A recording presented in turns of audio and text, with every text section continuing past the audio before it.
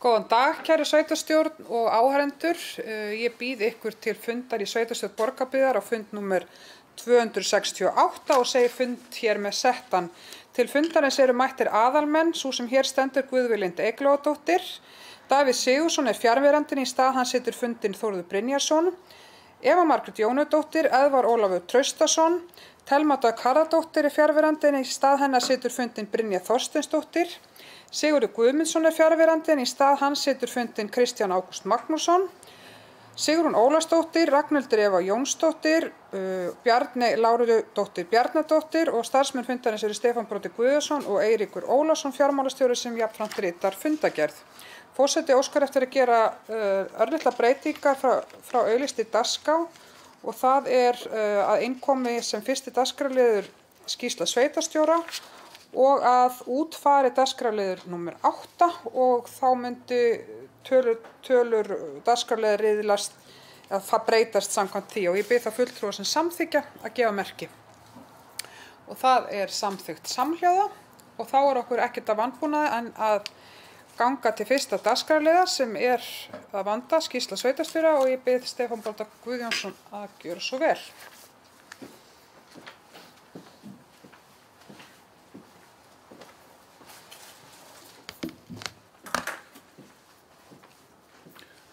Forseti, ágæta sveitarstjórn og aðrir góðir áheyrendur.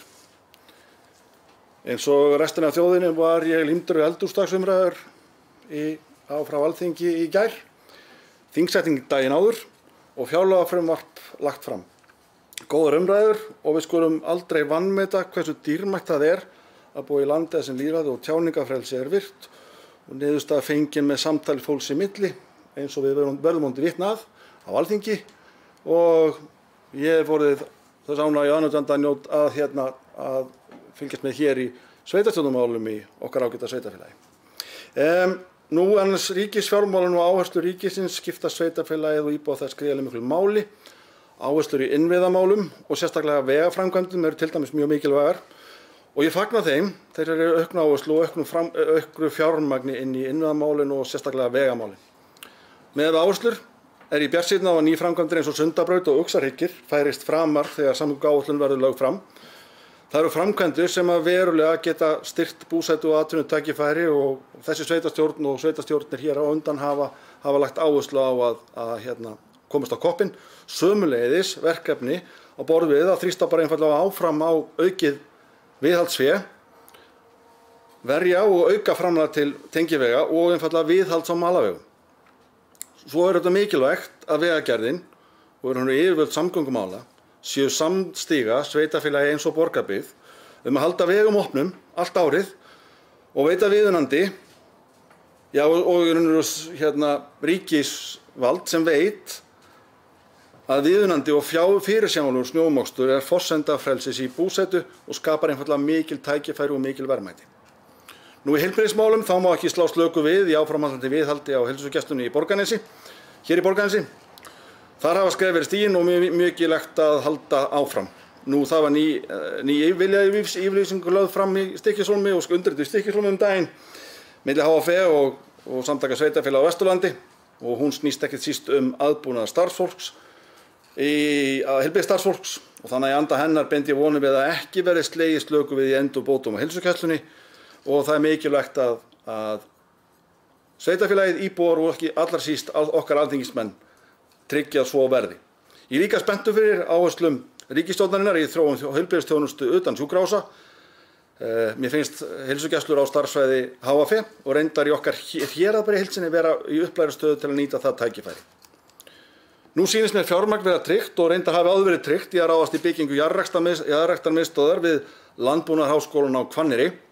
Það er einfaldlega ákaflega mikilvægt skref í þróun skólans, þróun á Hvanneyri og einfaldlega þróun í tækifærum í að nýta jarðrækt og að skapa tækifæri í jarðrækt svo sem kornrækt á Íslandi. Enda hafði ég vonast til að fjárræktarmiðstöðin væri að rísa á jörðu nú í sumar en vonandi styttist biðin. Og eins og ég hef margoft rætt og margoft hefur rætt þá býður sveitarfélagið eftir ákvarðanatöku hjá ríkinu varðandi næstu skref í uppbyggingu á sameiginlegu húsnæði fyrir lögreglu og slökkvilið. Eins og í fyrri fjárlagafrumvörpum þá sýnist mér heimildir vera til staðar til að vinna það mál áfram og vonandi slaknar þeirri tregðu sem hefur verið. Það framgangur í því máli að hálfu FSRE að mínu mati en ég þori sjálfsög ekki að segja meir það á svo konu máli en sveitarfélagið búið að vinna mikla grunnvinnu og í mjög góðu samstarfi við lögregluna á Vesturlandi og þetta okkar slökkvilið.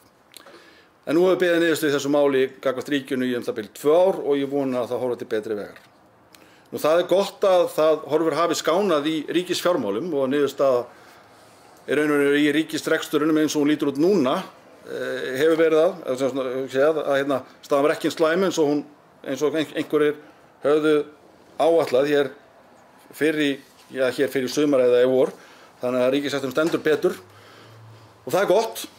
Og það skiptir náttúrulega miklu máli fyrir sveitarfélagið að við náum vaxtastigi á Íslandi niður. Það eru bara sterk tengsl þarna á milli. Því miður þá hefur þess ekki verið raunin að vaxtastigi hafi verið að koma niður. Borgarbyggð hefur verið að ráðast í lántökur vegna framkvæmda á þessu ári og framundan að festa langtíma fjármögnun vegna þeirra framkvæmda nú standa yfir. Þróun langtímavaxta einfaldlega þess að mikilvægt verkefni fyrir okkur. Hún hefur ekki verið að vinna með okkur frekar en öðrum sveitarfélögum, ríki og fyrirtækjum á síðustu misserum. En vonandi vonandi horfið til betri á hvað það varðar en langtímavextir það erfitt að spá fyrir þá auðvitað. Nú, eitt stærsta mál okkar gagnvart ríkinu í dag að mínu mati staðan á Bifröst. Eins og fram hefur komið þá Borgarbyggð í mjög óvanlegu stöðu að 100 manns á fjárhagsaðstöðu hjá sveitarfélaginu. Yfirgnæfandi meirihluti þeirra eru langtímaflóttamenn á Bifröst. Það ekki ásættanlegt og sveitarfélagið hefur því miður þurft að grípa til ýmissa íþyngjandi aðgerða til þess að ná kostnaði niður. Og ég vil þakka mínu góða samstarfsfólki fyrir að hafa farið í þá vinnu, þá nauðsynlegu vinnu. Á móti kemur, vegna þess að og það orðið ágætis árangur í því. Á móti kemur og vegna þess að tíminn líður þá fjölgar eins og stöðugt í hópi þeirra sem hafa verið 2 ára eða lengur flóttamenn á Íslandi og þannig kostnaður ríkisins vegna hópsins að lækka en kostnaður sveitarfélagsins að hækka. Og svona ef ég nefni tölu sem ekki út í loftið þá ef ekkert breytist þá stefnir ég að kostnaður geti stemt í 12 til 14 milljónir á mánuði í byrjun næsta árs ef ríkið raun og veru og breytir ekki þessu fyrirkomulagi sem nú við lýði. Við krefjumst þess að ríkinu og okkar þingmönnum að þeir stöðla því að axla ábyrgð ríkisins í þessu máli og varpi ekki verkefninu á sveitarfélagið. Þessi staða litar rekstur sveitarfélagsins og því má bæta við að það endurgreiðslur sem hafa verið að berast frá ríkinu. Þær koma jafnan með talsverð töf þannig að neikvæð áhrif á rekstur sveitarfélagsins á hverjum tímapunkti en stærri raun og veru. Og þannig eðlilegt og svo sem eins og gerist á síðasta ári, að 6 mánaða uppgjör Borgarbyggðar mun bera þessi merki en verið að vinna að því. Það auðvitað engin ástæða til reyna bölsinn í sveitarfélaginu okkar. Þvert á móti. Framkvæmdir á vegum sveitarfélagsins og annarra, þær ganga bara nokkuð vel, eru miklar og ganga í stórum dráttum í samræmi við áætlanir, bæði hvað varðar tíma og kostnað. Þá til dæmis við stærstu framkvæmdirnar, endurbyggingu grunnskóla Borgarfjarðar á Kleppjárnsreykjum og fjölnota húsið eða knatthúsið í Borgarnesi. Það mjög ánægjulegt að búið sé að opna inn á hluta nýja hússins á Kleppjárnsreykjum og framundan að fjarlæga hluta gáma sem reisti voru tímabundið. Þá búið að opna fyrir miðrými grunnskólans í Borgarnesi sem hafði verið lokað vegna myglu. Það afskaplega ánægjulegt að það tókst að sá áfangi náðist fyrir opnun skóla nú í haust. Mjög kærkominn áfangi. Nú niður yfir Brákarey lokið í bili. Það verkefni býsna flókið og ég ætla að leyfa mér í þessari yfirferð minni að ég veit að máli enda til það á dagskrá eftir en ég ætla að leyfa mér samt að fjalla það mála aðeins í þessum inngangi mínum, þessari skýrslu minni. Það verkefni býsna flókið. Það verkefni dýrara heldur en áætlun hafi verið þó tímarammi hafi að fullu staðist. En ég veit að máli verður tekið fyrir og eftir og þá tek ég bara þátt í þeirri umræðu ef upp kemur. Nú bara þegar rifjað upp þá hefur Borgarbyggð átt 60% fasteigna í Brákarey. Það fyrst og fremst húsnæði gamla sláturhússins, Gúanóið og fleira. Flest þetta sambyggð hús eða sambyggt húsnæði. Ég og mitt samstarfsfólk hjá Borgarbyggð höfðum mjög miklar áhyggjur af þessu húsnæði. Þak var hrunið, það var ekki hægt að gera fyrir aðgang, það var einfaldlega ómögulegt að gera fyrir aðgang að húsnæðinu. Það var opið inn á rafmagn, það var opið inn á lyftuop, veggir og þak lágu við hruni. Mikil eldhætta var í klæðningum og fleira í þeim dúr. Það var alveg ljóst að óviðkomandi voru að styrast inn í húsið og jafnvel hafast þar við og mögulega hafast þar við næturlangt. Kannski bara krakkarnir okkar í þessu sveitarfélagi. Og það er alveg ljóst að slysahættan var þarna gríðarleg, fyrir utan þetta fokhættu og svo framvegis. Ég get alveg sagt það fyrir í mínu starfi sem sveitarstjóri að ég gat ekki hugsað þá hugsun til enda að þarna slys í ónýtu húsi í eigu sveitarfélagsins á minni vakt. Þar fyrir utan hefur sveitarfélagið borið talsverðan kostnað af þessu húsi, þó það hefur ónýtt. Þess vegna var farið í það að gera niðurrifsáætlun fyrir húsið. Þannig að fyrst rifið það sem ekki var hægt að loka og slysahætta væri mest. Það er jafnframt sá hluti sem er stærsti hluti húsins, það er þá fyrsti áfangi. Úthlutaður rammi fyrir Brákarey í fjárfestingaráætlun sveitarfélagsins var upp á 150 milljónir króna. Með það í huga var ráðist í útboð og niðurrifi á þessum fyrsta áfanga. Við gerð útboðsgagna áætlaði ráðgjafi sveitarfélagsins magn sem kæmi til niðurrifs og hvernig það flokkast og svo kostnaði hvern og einn magn lið.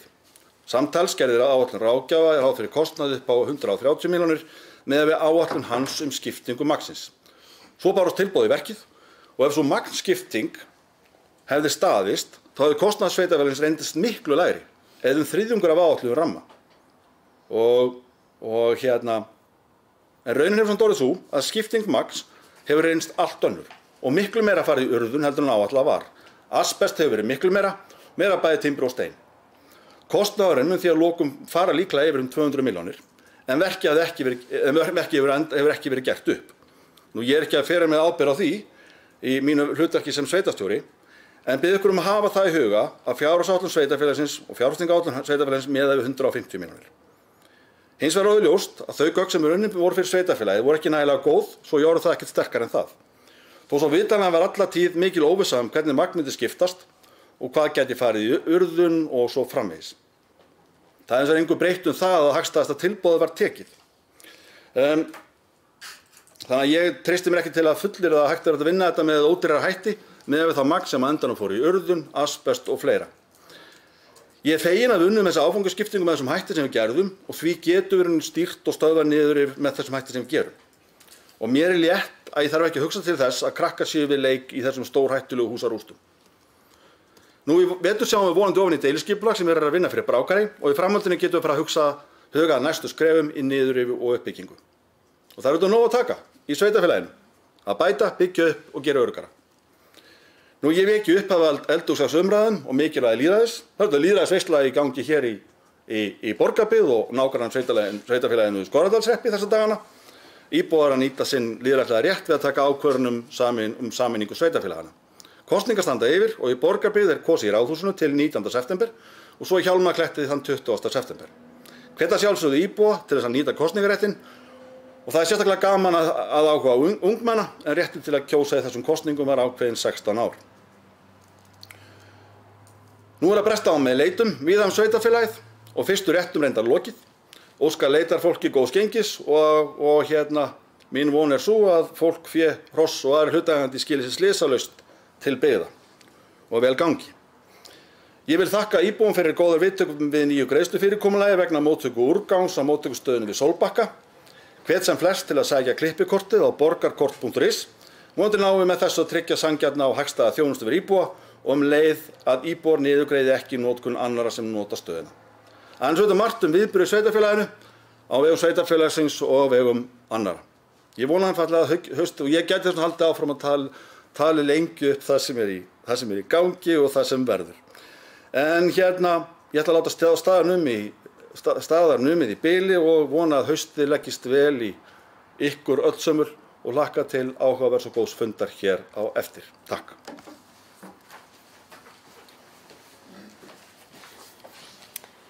Takk fyrir þessa greinagóðu yfirferð, Stefán Broddi. Þá erum við komin á dagskrárlið númer 2 sem ber heitið jarðskjálftavirkni við Grjótarvatn með málsnúmerið 2501-024 og það er afgreiðsla frá fundi byggðarráðs númer 717. Þar segir í bókun byggðarráð þakkar almannavarnanefnd og öðrum sem stóðu að fundinu fyrir góðan fund og upplýsandi umræður. Skjálftavirkni í Ljósufjallakerfinu við Grjótarvatn bendir til þess að kerfið sé vakna til lífsins þó full óvissa sé hvort og þá hvenær kvika nær til yfirborðs. Þetta nýr veruleiki fyrir íbúa og gesti við Ljósafallakerfið og sérstaklega nærri Grjótárvatni. Borgarbyggð leggur áherslu á þétt samstarfs sveitarfélaga á Vesturlandi innan almannavarnanefndar. Byggðarráð fagnar því að búið að taka skref til aukinnar vöktunar á svæðinu og þá hvetur byggðarráð fjarskiptafélög og yfirvöld fjarskiptamála til að taka sem fyrst stór skref í að styrkja fjarskiptasamband í byggð og helstu ferðamannaslóðum. Og forseti gefur orðið laust þennan dagskrárlið. Og það enginn sem kveður þessu hljós og þá liggur fyrir eftirfarandi tillaga bókun.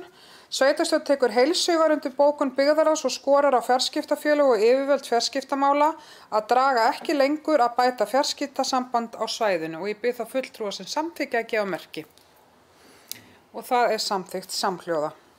Þá erum við komin að dagskrárlið númer 3 sem tengist fyrir dagskrárlið en hann ber heiti farsímasamband í Hítadal með málsnúmerið 2508-285. Fjallskilanefnd Hítadalsréttar skorar á sveitarstjórn Borgarbyggðar að beita sig fyrir því að komið verði á farsímasambandi í Hítadal eins fljótt og auðið Þar með eykst öryggi leitamanna til muna ef til neyðarástands kemur. Og forseti gefur orðið laust þennan dagskrárlið. Og það enginn sem kveður þessu hljós og það liggur fyrir eftirfarandi bókun. Sveitarstjórn tekur heilshugar undir áskorun fjallskilanefndar Hítadalsréttar. Fjarskipti á svæðinu eru óásættanleg og hvetur sveitarstjórn fjarskiptafélög og yfirvöld fjarskiptamála til að ráðast í endurbætur hið fyrsta. Og ég bið þá fulltrúa sem samþykkja að gefa merki. Og það samþykkt samhljóða og við munum vitaskuld fylgja þessu máli eftir.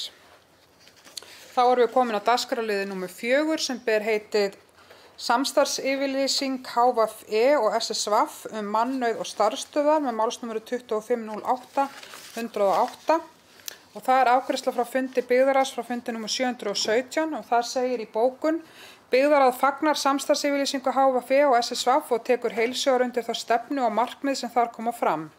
Í anda yfirlýsingarinnar hvetur byggðarráð HVFE, það að segja Heilbrigðisstofnun Vesturlands, heilbrigðisráðherra og ríkisstjórn til að halda áfram þeim endurbótum sem hafnar eru á starfsstöð HVFE í Borgarnesi og annars staðar á Vesturlandi.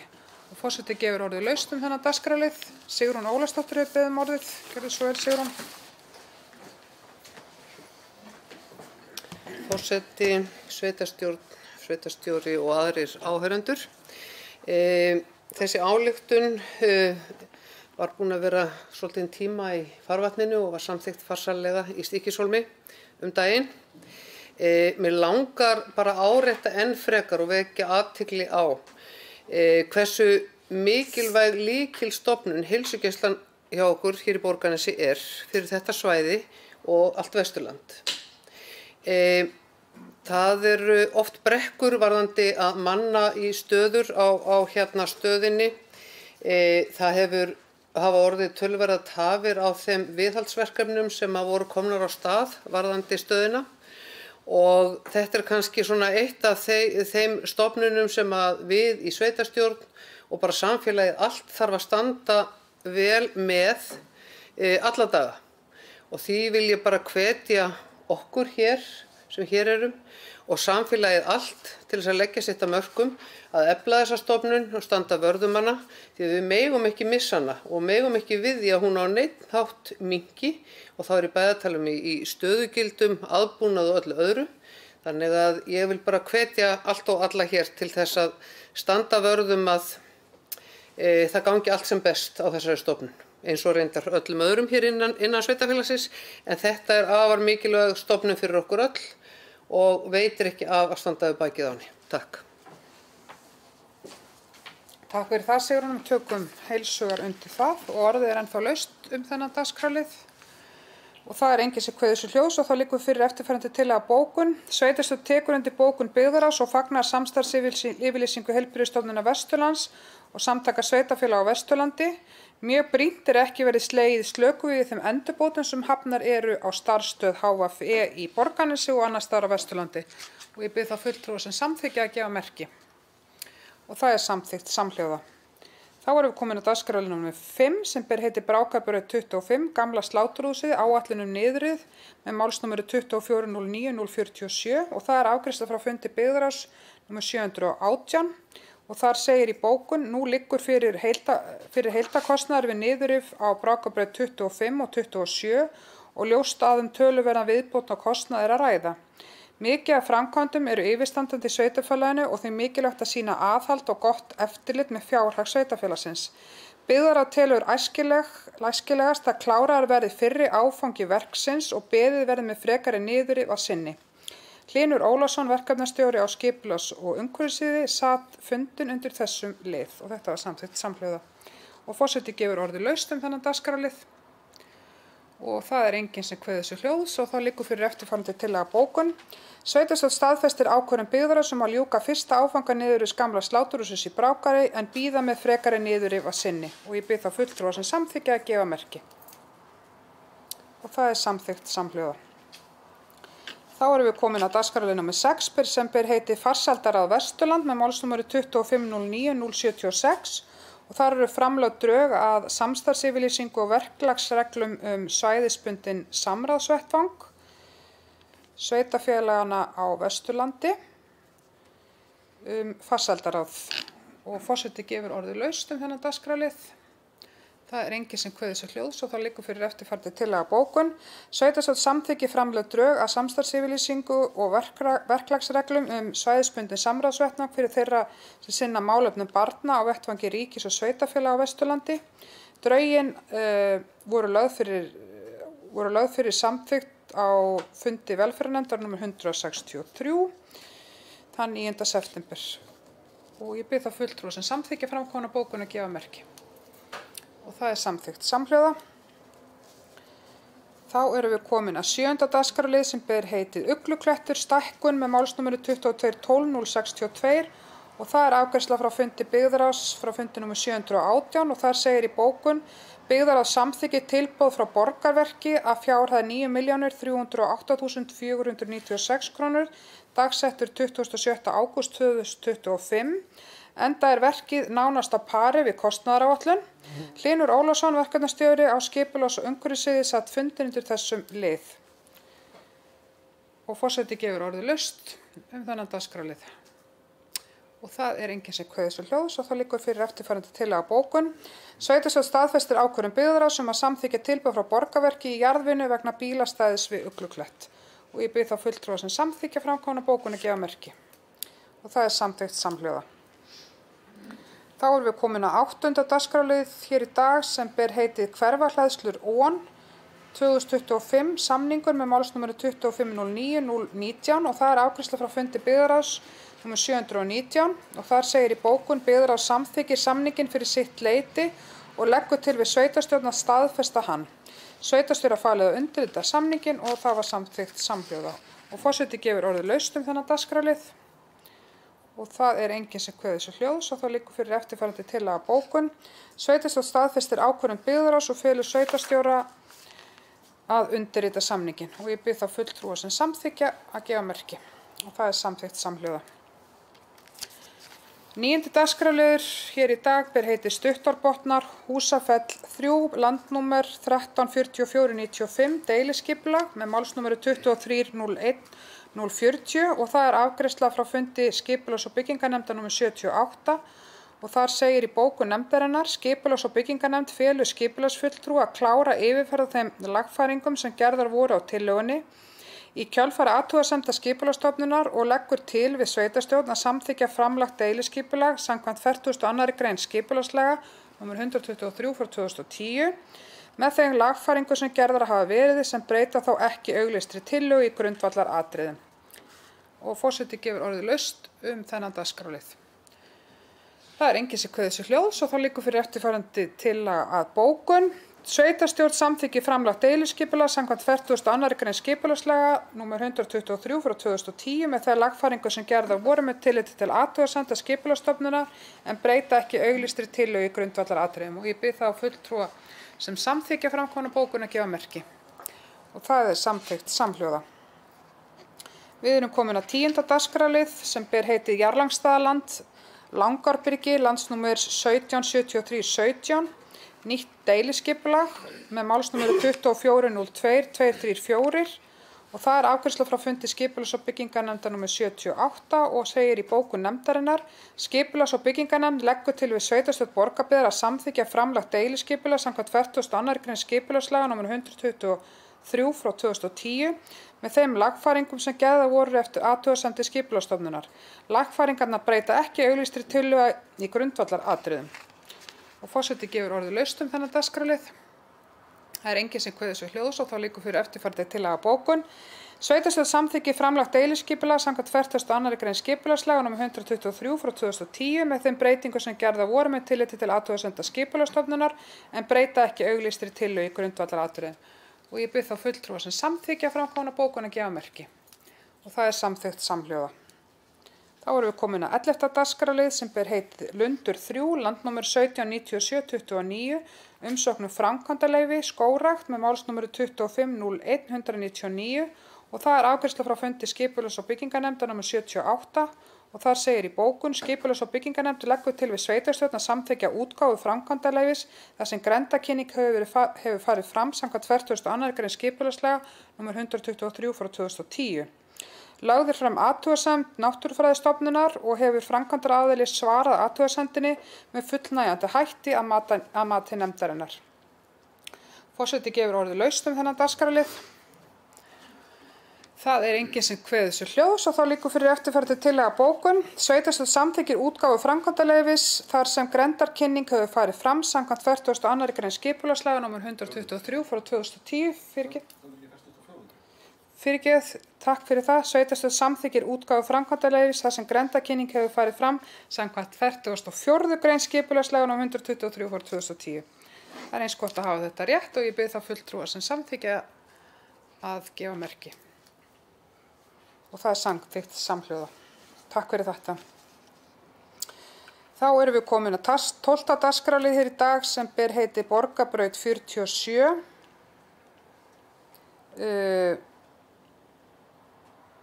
MHL Matsluti 01, það ekki, rétt, umsókn byggingaráform og byggingarleyfi með málsnúmeri 2505-237 og það afgreiðsla frá fundi skipulags- og byggingarnefndar og þar segir í bókun: Skipulags- og byggingarnefnd leggur til við sveitarstjórn að heimila byggingarfulltrúa að taka til afgreiðslu byggingaráform þar sem grenndarkynning hefur farið fram samkvæmt 44. grein skipulagslaga nr. 123/2010. Athugasemd hagsmunaaðila og svör hönnuðar við henni eru lögð fram. Nefndin telur að þessu hafi verið svarað fullnægjandi. Og forseti gefur orðið laust þennan dagskrárlið. Og það enginn sem kveður sér hljóðs og það liggur fyrir eftirfarandi tillaga bókun. Sveitarstjórn heimilar byggingarfulltrúa að taka til afgreiðslu byggingaráform þar sem grenndarkynning hefur farið fram samkvæmt 44. grein skipulagslaga nr. 123/2010 og ég bið þá fulltrúa sem samþykkja að gefa merki. Og það samþykkt samhljóða. Þá erum við komin að dagskrárlið nr. 13 sem ber heitið Vörðuberg, umsókn stofnun lóða með málsnúmeri 2507-076 og það afgreiðsla frá fundi skipulags- og byggingarnefndar nr. 78 og þar segir í bókun: Skipulags- og byggingarnefnd samþykki fyrir sitt leyti að breyta stærð lóðar Vörðubergi, landnúmer 134917 úr 2,4 hekturum í 37,7 hektara þegar merkjalýsandi hefur afmarkað lóðina í landeignaskrá HMS og skilaðinn undirrituðum gögnum til sveitarfélagsins. Skipulags- og byggingarnefnd leggur til við sveitarstjórn að samþykkja að nýtt heiti á landareign verði Vörðuberg, landsnúmer 134917 og þetta var samþykkt samhljóða og forseti gefur orðið laust þennan dagskrárlið. Leggja til nýtt heiti á landareign. Já. En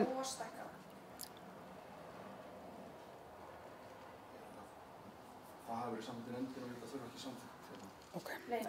En eftirfarandi tillaga að bókun liggur fyrir sveitarstjórn til samþykktar og það svohljóðandi: Sveitarstjórn samþykkir að nýtt heiti á landareign verði Vörðuberg, landnúmer 134917 og ég bið þá fulltrúa sem samþykkja að gefa merki. Og það samþykkt samhljóða. Þá erum við komin að dagskrárliði númer 14 sem heitir Hraunsás 3, umsókn aðalskipulagsbreytingu 204514 með málsnúmeri 2404-310 og það er afgreiðsla frá fundi skipulags- og byggingarnefndar nr. 78 og þar segir í bókun skipulags- og byggingarnefnd leggur til við sveitarstjórn að hafna staðfestingu aðalskipulagsbreytingarinnar þar sem gögn málsins eru ekki fullnægjandi. Nefndin leggur jafnframt til við sveitarstjórn að málið verið sett inn í endurskoðun aðalskipulags borgarbyggðar 2025-2037 sem er í vinnslu og er áætlað að taka gildi í lok árs 2025. Og forseti gefur orðið laust þennan dagskrárlið.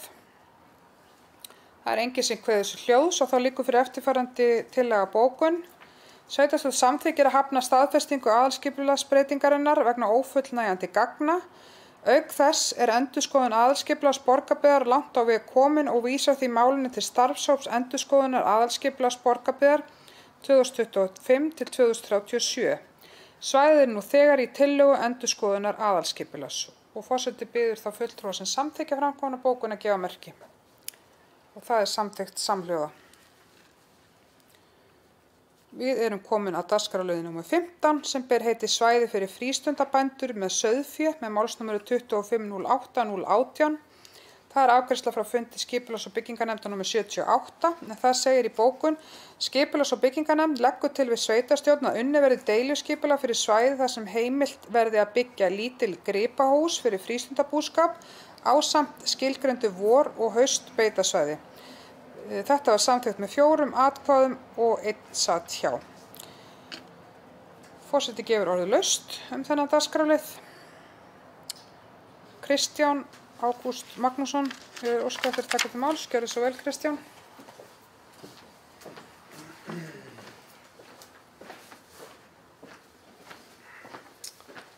Forseti, sveitarstjórnarmenn og aðrir íbúar. Ég fagna þessari tillögu að þessi tillaga sé komin hann upp og svona hugmyndum þetta. Þetta finnst mér vera, sagan segir það. Ég ólst nú sjálfur upp við það að afi minn og pabbi voru hérna með tómstundarbændur. En ég vil vera alveg skýr á því og það menn vita svo sem alveg þegar menn kom með svona hugmyndir og hún er falleg að svona hugmynd geta okkur við vandamál. Ég hef verið alveg skýr á því að ég er hlindur hugmyndinni en menn verið að vera alveg með skýra reglur það hvað menn ætla að gera við til dæmis fé að sumri. Og menn þurfa að setja þær leikareglur algjörlega strax ef menn ætla að framkvæma þessa hugmynd það að þetta fé fari á afritti á sumri. Það verður að vera alveg skýrt í þeim reglum. Þarna tala menn hólf að vori og hausti. Þannig er ekki talað hvað menn ætla að gera við að sumri. Skiljiði mig. Þannig að það verður að vera alveg skýrt vegna þess að við vitum að ef menn missa þetta úr höndunum á sér þessu fallega hugmynd, þá getur hún farið og komið beint í andlitið á okkur. Takk. Ég fagna hugmyndinni. Takk. Takk fyrir það, Kristján. Þetta eru bara góðar ábending og vonandi hafi þessar umræður verið tekin inn í nefndinni líka. En orðið er ennþá laust þennan dagskrárlið nr. 15 svæði fyrir frístundabændur og það eru ekki fleiri sem kveða sér hljóðs og þá liggur fyrir eftirfarandi tillaga bókun. Sveitarstjórn samþykkir að unnið verði deiliskipulag fyrir svæði þar sem heimilt verði að byggja lítil gripahús fyrir frístundabúskap ásamt skilgreindu vor- og haustbeitasvæði. Endanleg afmörkun svæðisins liggur ekki fyrir. Og ég bið þá fulltrúa sem samþykkja að gefa merki. Og það er samþykkt samhljóða. Þá erum við komin að dagskrárlið nr. 16 sem ber heiti Fjallskilaseðill 2025 með málsnúmeri 2508-289 og það er afgreiðsla frá fundi fjallskilanefndar Grímsstaðaréttar nr. 38. Þar segir gerður fjallskilaseðill yfirfarinn og sendur til Loga.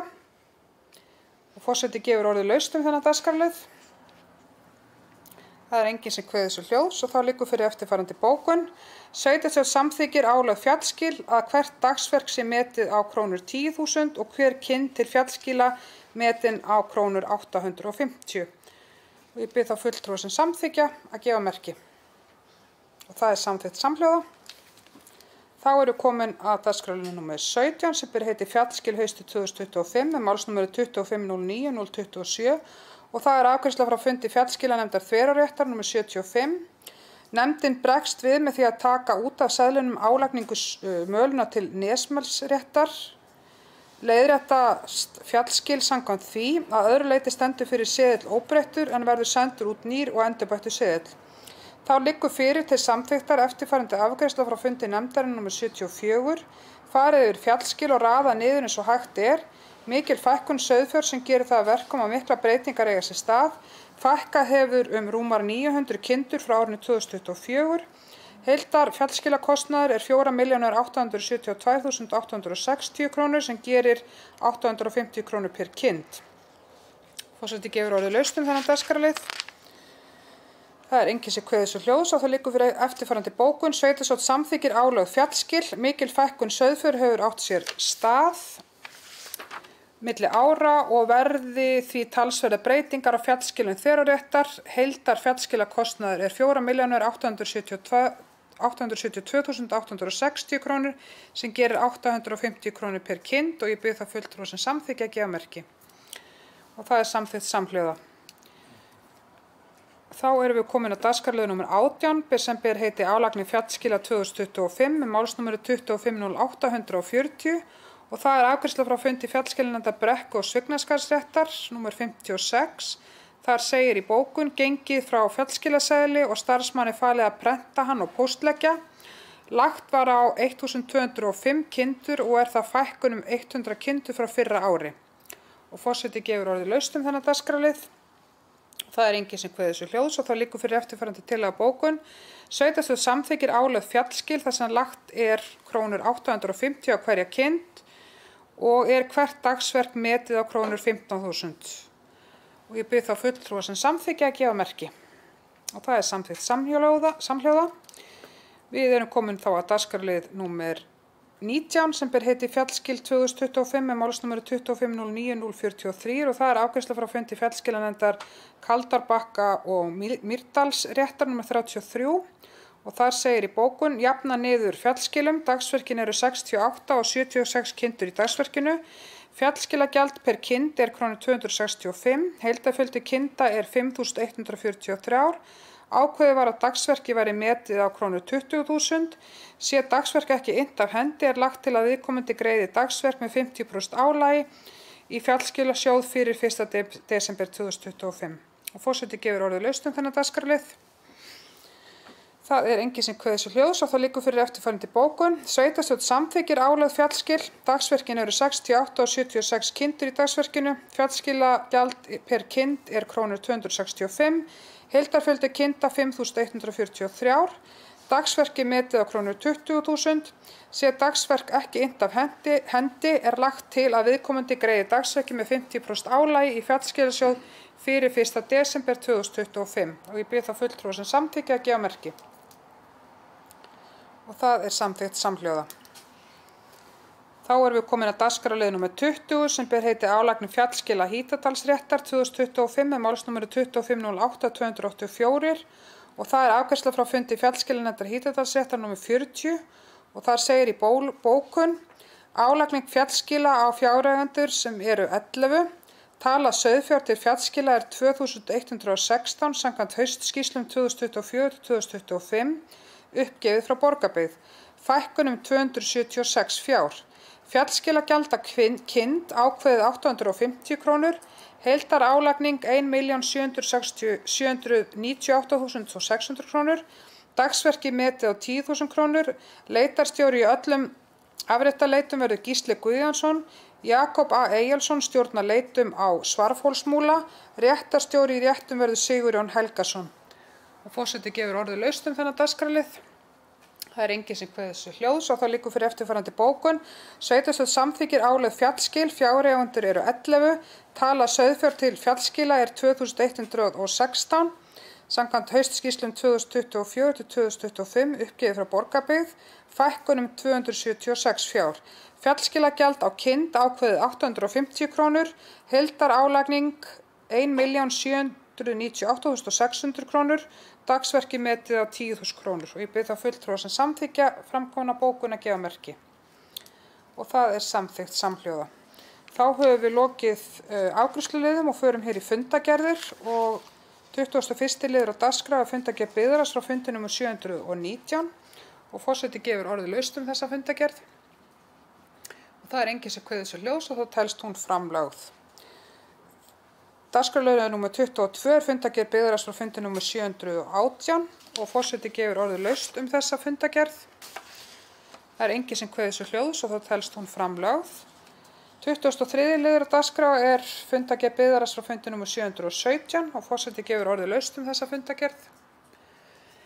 Það er enginn sem kveður sér hljóðs og þá telst hún framlögð. Þá erum við komin að dagskrárlið númer 24 sem er fundagerð umhverfis- og landbúnaðarnefndar frá fundi númer 80 og ég ætla að biðja formann nefndarinnar Sigrúnu Ólafsdóttur að koma hér upp og fara yfir fundagerðina. Gjörðu svo vel, Sigrún.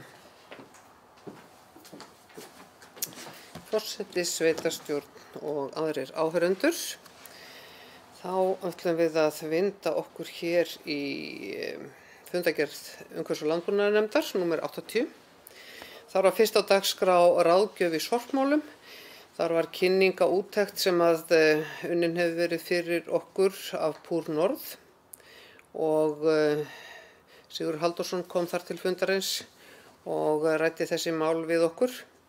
Nú, það skal kannski ekki raki hér neitt sérstaklega en við erum svona að reyna að gera bara sem allra best í þessum málaflokki og höfum áður leitað á þessar slóðir til þess að fá ráðgjöf og annað þess háttar og niðurstaðan út úr þessu var að við bara höldum áfram þessu samstarfi og vinnum út frá þeim upplýsingum sem við fengum í þessari kynningu. Þannig að það mál er áfram á dagskrá. Númer 2, þá var það netalagnir við Borgarnes að þar vorum við að fara yfir samninga sem að sumir hverjir ansi gamlir varðandi netalagnir í Borgarfirðinum og í Borgarnes og þetta var svona eiginlega fyrsta snerting á þessu máli þannig að umhverfis- og landbúnaðarnefnd fól bara starfsmanni að afla frekari gagna og það er búið að rýna í ýmsa hluti varðar þetta og svona áframhald þessara samninga. Númer 3 þá var það umsóknir styrk og framkvæmdasjóði ferðamannastaða og þar hefur nefndin verið að velta vöngum yfir í hvar væri hægt að finna staði sem væri heppilegt að sækja í þennan framkvæmdasjóð og hefur svo sem ýmislegt komið til tals, bæði varðandi staði sem væru til þess fallnir þá í samvinnu við aðra að auka umferðaröryggi og eins bara að gera vonandi athyglisverðum stöðum í sveitarfélaginu hátt undir höfði og þetta er mál svona sem við erum að vinna ennþá að og verður væntanlega tekið fyrir á næsta fundi aftur. Nú númer 4 að þá er það umhverfisviðurkenningar. Nefndin auglýsir alltaf eftir tilnefningum á hverju ári í ákveðna flokka og það er svona misjafnt hvað íbúar eru fljótir og bregðast hratt við varðandi það að tilnefna eitthvað sem að þeim finnst vel gert eða fara vel í sveitarfélaginu og við framlengdum að þessu sinni aðeins frestinn til þess að fresta þess að fá fleiri tilnefningar í alla flokka, þetta eru töluvert margir flokkar og að gera fyrir ykkur bara að kynna ykkur þá flokka inn á heimasíðunni. Á næsta fundi verður væntanlega tekin skoðunarferð og skoðar þær tilnefningar sem hafa borist og reynt að velja út frá því til þess að verðlauna þá sem vel hafa gert.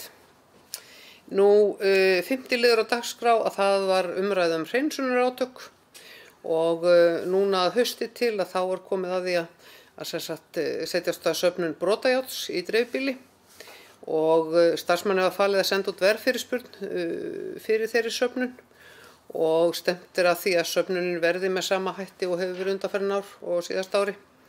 Þannig að tilkynningar þar koma örugglega fljótlega inn á síðu sveitarfélagsins. En eins og áður segir að þá stefnum við að því að hafa það með sama hætti og á síðasta ári. Nú, liður nummer 6, umhverfis- og landbúnaðarmál, ágúst 25. Þarna vorum við bara að renna yfir svona skýrslu starfsmanns og fara yfir þau mál sem hafa verið á döfinni og eru á döfinni framundan. Svona skemmtilegu liður sem við vorum alltaf með hérna inni. Svo í amstri dagsins datt hann upp fyrir og höfum tekið hann í náttúru núna til þess að auðvelda nefndarmönnum og okkur öllum að fylgjast vel með. Nú 7. liður á fundinum var hundagerði við Kjartansgötu og þar kom fram að hundagerði hefur verið reist á opnu svæði við enda Kjartansgötu í Borgarnesi. Nefndin ræddi þessa framkvæmd og bókaði í kjölfarið eftirfarandi. Umhverfis- og landbúnaðarnefnd ræddi hundagerð, ekki fundagerð, sem reist var án heimildar frá nefndinni. Nefndin vill árétta að ekki hefur farið fram umræða í nefndinni stefnu varðandi opin svæði og hundagerði. Ekki liggur fyrir stefna í málaflokknum hvort að fjölga í hundagerðum eða staðsetningu þeirra. Umhverfis- og landbúnaðarnefnd ákveður að hundagerði verið því fjarlægt. Og í framhaldi af þessu má bara geta þess að það er hundagerði hér ofarlega í Borgarnesi sem er mikið nýtt og gerður góður rómur að og full þörf kannski á að bæta aðeins þar í og gera það svona meira aðlaðandi bæði fyrir eigendur og fjórfætta og eins er hundagerði upp á Hvanneyri sem að svona við höfum hugað á því að gera enn betur úr garði. Nú, fleira var ekki gert á þessum fundi, þannig að ég bara þakka fyrir. Og svara spurningum ef einhverjar eru. Takk fyrir það, Sigrún. Og forseti gefur orðið laust fundagerð umhverfis- og landbúnaðarnefndar frá fundi nr. 80. Og það er enginn sem kveðis og hljóðs og þá telst svo fundagerð framlögð. Þá erum við komin að dagskrá nr. 25 sem er fundagerð fjallskilanefndar Grímsstaðaréttar frá fundi nr. 38. Og forseti gefur orðið laust þessa fundagerð. Það er enginn sem kveðis og hljóðs og þá telst hún framlögð. 26. liður á dagskrá er fundagerð fjallskilanefndar Hítardalsréttar frá fundi nr. 40. Forseti gefur orðið laust. Það er enginn sem kveðis og hljóðs og þá telst hún framlögð. 27. liður er fundagerð fjallskilanefndar Kaldabakka og Mýrdalsréttar frá fundi nr. 33. Forseti gefur orðið laust. Það er enginn sem kveðis og hljóðs og þá telst hún framlögð. Þá erum við komin að dagskrá nr. 28 sem er fundagerð fjallskilanefndar Brekku og Svignaskarðsréttar frá fundi nr. 56. Forseti gefur orðið laust. Það er enginn sem kveðis og hljóðs og þá telst hún framlögð. Þá erum við komin að dagskrá nr. 29 sem er fundagerð skipulags- og byggingarnefndar Borgarbyggðar frá fundi nr. 78 og við höfum nú þegar tekið nokkur mál og þeirri fundagerð hér til samþykktar en ég ætla að biðja Evu Margrét Jónadóttur að fara yfir fundagerð nefndarinnar. Gjörðu svo vel, Eva. Góðir fundamenn, ef mér telst rétt til þá erum við búin að afgreiða öll mál á þessum fundi sem að voru á síðasta skipulags- og byggingarnefndarfundi og ég skal fara yfir þetta mjög stuttlega en annars teki ég kannski frekar bara við spurningum. Það var Vörðuberg þarna fyrst, stofnun á lóð, það var samþykkt hér fyrir á fundinum. Það var Borgarbraut 47, þetta var samþykkt hérna fyrr á fundinum. Það var Lundur 3, umsókn framkvæmdaleyfi skógrækt, þetta var samþykkt hérna fyrr á fundinum líka.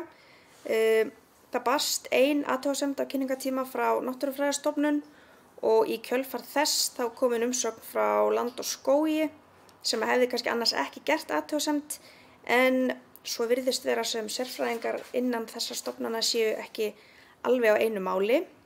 En þar að auki kom svo umsögn líka frá Skógræktarfélagi Reykjavíkur sem að svarar þessum athugasemdum að okkur fannst með fullnægjandi hætti. Þar á eftir var nýtt deiliskipulag Langárbyrgi. Þetta var samþykkt hérna fyrr á fundinum og var rauninni bara smávægileg breyting vegna athugasemdar frá Skipulagsstofnun. Og svipað með næsta mál, Stuttarbotna í Húsafelli. Þetta var smávægileg athugasemd frá Skipulagsstofnun sem var lagfærð og samþykkt hér fyrr á fundinum. Þá voru miklar og líflegar umræður varðandi svæði fyrir frístundabyggð með sauðfé og kemur inn þetta mál að beiðni umhverfis- og landbúnaðarnefndar, eins og kom fram hérna fyrr, og þetta svæði sem sagt fyrir ofan Selás er runni svæðið fyrir ofan hesthúsahverfið hérna rétt fyrir utan Borgarnes, bara ef að fyrir þá sem ekki kunnugir staðháttum. En það voru kannski ekki allir sammála hvort þetta væri góð eða slæm hugmynd, hún getur verið góð eða slæm, en það var allavega ákveðið að útfæra deiliskipulag með tilliti til þess að þetta gæti verið til staðar. Að í nýju deiliskipulagi verði heimilt að byggja þarna lítil gripahús fyrir frístundabyggð ásamt þá einhver svona skilgreindu haust- og vorbeitarsvæði og skoða sérstaklega þá líka hversu stór eða mörg hús gæti svæðið rúma, hvaða gripi nákvæmlega má hafa og fjölda á þess háttar. Þannig að þetta verði ekki endingu góð hugmynd sem var vond. En bara spennandi. Þá var það Hraunsás 3, það var umsókn aðalskipulagsbreytingu. Þetta er þess að breyting sem var í rauninni búið að samþykkja í sveitarstjórn í júní síðastliðinn, en svo komu athugasemdir frá Skipulagsstofnun sem hún gerði við tilraun og þurfti að laga, og þegar þetta mál kemur fyrir fundinn þá er ekki búið að laga allt en hluta, og af þeirri ástæðu lagði nefndin til að hafna þessari staðfestingu. En eins og kom fram hérna fyrir fundinum þá fer þetta undir endurskoðun aðalskipulags og gengur vonandi vel. En ég tek bara við spurningum. Takk fyrir það, Margrét Jónadóttir, og forseti gefur orðið laust fundargerð skipulags- og byggingarnefndar frá fundi nr. 78 og það er enginn sem kveður sér hljóðs og þú telst hún framlögð. Þá erum við komin að dagskrárliði nr. 30 sem er fundargerð fjallskilinefndar Þveráréttar frá fundi nr. 74 og forseti gefur orðið laust þessa fundargerð. Það er enginn sem kveður sér hljóðs og þú telst hún framlögð. Þá erum við komin að dagskrárliði nr. 31 sem er fundargerð fjallskilinefndar Þveráréttar frá fundi nr. 75. Forseti gefur orðið laust þessa fundargerð. Það er enginn sem kveður sér hljóðs og þá telst hún framlögð. Og þá ætlar forseti að biðja varaforseta að taka við fundarstjórn. Gjörðu svo vel, Eva Margrét.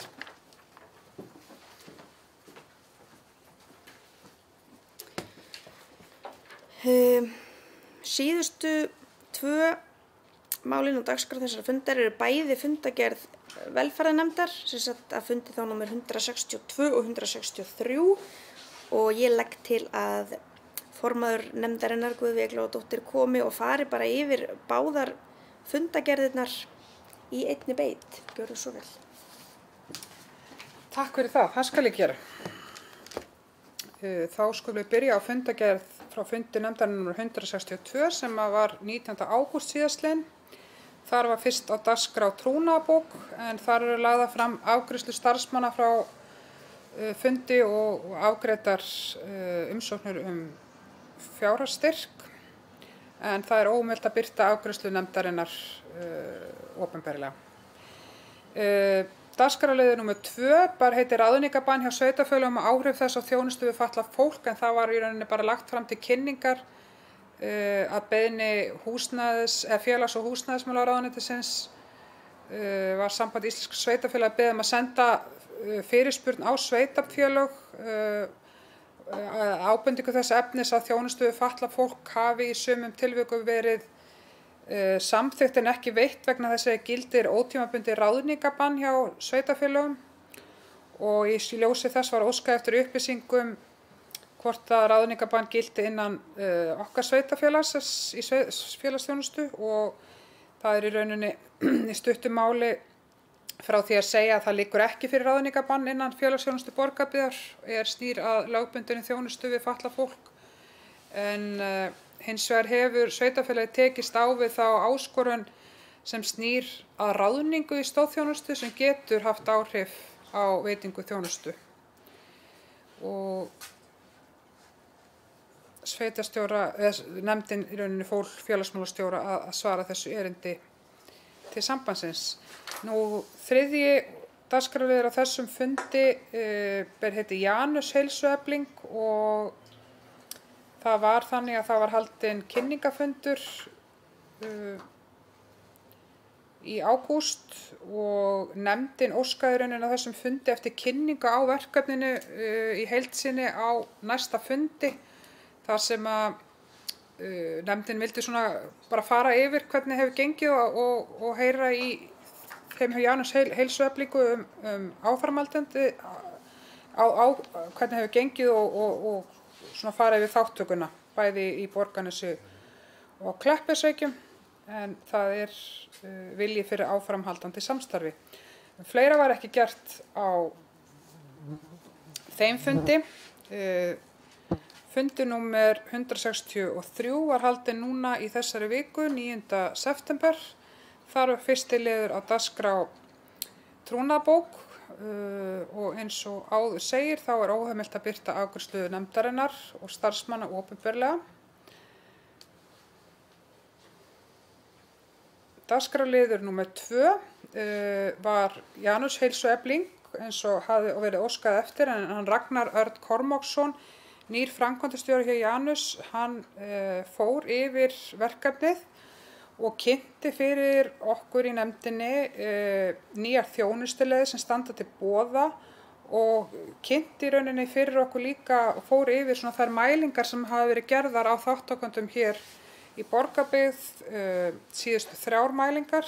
Þar hafa verið 4 sem hafa verið gerðar en hann var með ekki síðustu niðurstöður. Og það er bara ánægjulegt að sjá að jákvæðarnar úr þessum niðurstöðu eru jákvæðar og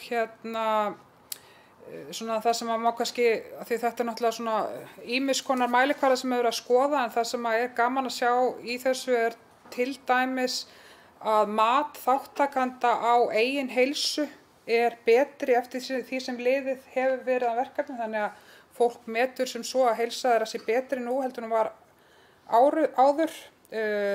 Það líka ánægjulegt að sjá svona jákvæðar tölur þegar kemur að mælingum á blóðþrýsting fólks og þannig að það er bara gott fyrir okkur, sérstaklega því við erum náttúrulega að leggja fjármagn í þetta verkefni að geta fylgst svona og séð í rauninni bara svart og hvítu á blaði hvaða jákvæða áhrif þetta að hafa. Og eins og áður sagði þá bara áhugi fyrir áframhaldandi samstarfi við Janus, þau eru svona eitthvað að endurskoða fyrirkomulagið hjá sér og við munum bara vera í samstarfi við þau áfram en sá samningurinn sem við erum með núna gildir til áramóta þannig að við höfum góðan tíma til þess að vinna að mögulega nýjum samning. Nú 3. dagskrárliður ber heitið Gott að eldast og það var farið yfir erindisbréf fyrir móttöku og matsteymi Borgarbyggðar MóMA-teymi sem við fjallaðum hérna áður en í því munu sitja fulltrúar frá félagsþjónustu, heilsugæslu og brákalið.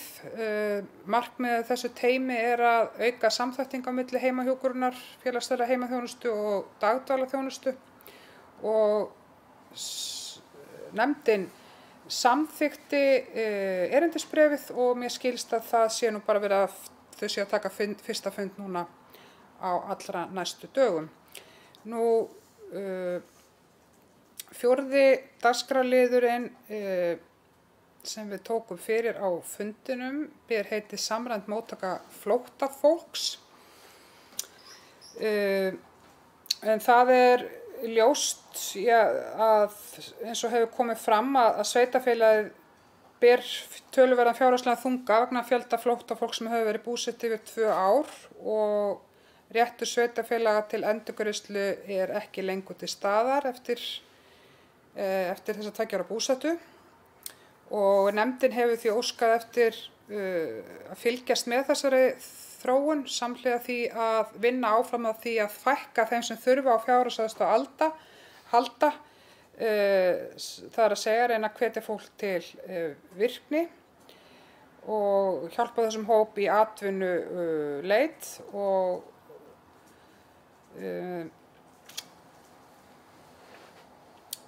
þetta mál hefur farið bæði til kynningar í byggðarráði og það hefur verið sendt bréf til félags- og húsnæðismálaráðherra og þingmanna kjördæmisins, Vinnumálastofnunar, Samband íslenskra sveitarfélaga og fjármála- og dómsmálaráðuneytið. Það hafa orðið eins og hefur framkomið nokkur viðbrögð við erindinu en starfsmenn sveitarfélagsins ásamt sveitarstjóra og mér sjálfri höfum til að mynda funda með Sambandi íslenskra sveitarfélaga og auk þess sem það hafa verið haldnir fundir með Vinnumálastofnun og fundir með Háskólanum á Bifröst og það er ljóst að það þarf samstarf við Vinnumálastofnun og það hefur nú þegar verið stofnað teymi sem mun funda hálfsmánaðarlega og við munum ýta á eftir því og Vinnumálastofnun mun vera með viðveru, ætli sér að vera með viðveru vikulega á Bifröst og þær aðgerðir eru í rauninni gerðar til þess að fylgja eftir ofangreindum bókunum nefndarinnar. Hvað var að samræmda móttöku þá rennur út samningur við sveitarfélagið sem hefur gert til þjónustu við 180 flóttamenn og í samráðsgátt liggur fyrir frumvarp frá félags- og húsnæðismálaráðherra breytingu á lögum málefni innflytjenda og það meðal annars lagt til að Vinnumálastofnun sjái framfærslu til þeirra sem hafa fengið vernd og taki þá við hlutverki félagsþjónustu. Ef af verður má teljast ólíklegt að gerðir verði áframhaldandi samningar samræmda móttöku. Það breytir þó ekki þeirri stöðu og það er mikilvægt að árétta það að stór hluti flóttafólks sem búsettur í borgarbyggð þarf á okkar þjónustu að félagsþjónustu halda enda sívaxandi hópur sem hefur verið búsettur í sveitarfélaginu lengur en 2 ár. En það er ágætt samt að upplýsa það að komi til þessara breytinga þá kveðið það að gildistakan á þeim verði 6 mánuðum eftir að frumvarp verði samþykkt og það er ekki gert ráð fyrir að þetta verði tekið þetta frumvarp fyrir á þessu haustþingi að minnstakosti. En svo ég vindi mig nú bara þá bókaði velferðarnefnd í rauninni þannig að hún lýsir þungum áhyggjum af þeirri stöðu sem uppi hvað var að samræmda móttöku og ljóst að töluverð og umfangsmikil vinna hefur átt sér stað snýr að aukinni virkni og þátttöku flóttafólks með það að markmiði að draga úr fjölda þeirra sem eru á fjárhagsaðstoð.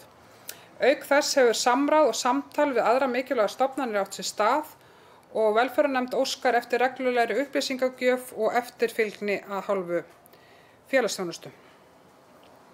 5. dagskrárliður ber heiti Farsældarráð Vesturlands. Við samþykktum það hér áðan þessa samstarfsyfirlýsingu þannig ég ætla ekkert að fara frekar yfir það og læt þetta duga í bili og tek við spurningum ef einhverjir eru. Takk.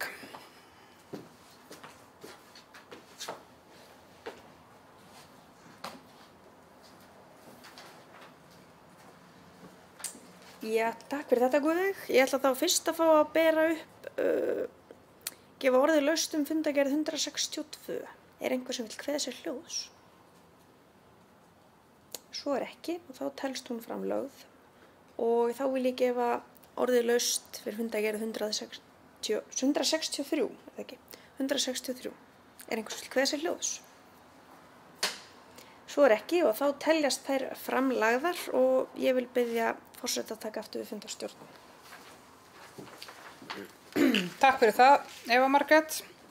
Þá dagskrá í raun tæmd hjá okkur hér í dag. Ég þakka sveitarstjórn fyrir, voru ekki miklar umræður en það er bara svona stundum og þakka starfsmönnum sveitarfélagsins fyrir undirbúning og störf sín á fundunum og tæknimannunum okkar honum Eiríki líka og teku undir bara óskir til þeirra sem eru að fara í einhvers konar fjárrag næstu daga og vikur, góðs gengis í þeim verkefnum og segja þessum fund slitið. Takk fyrir.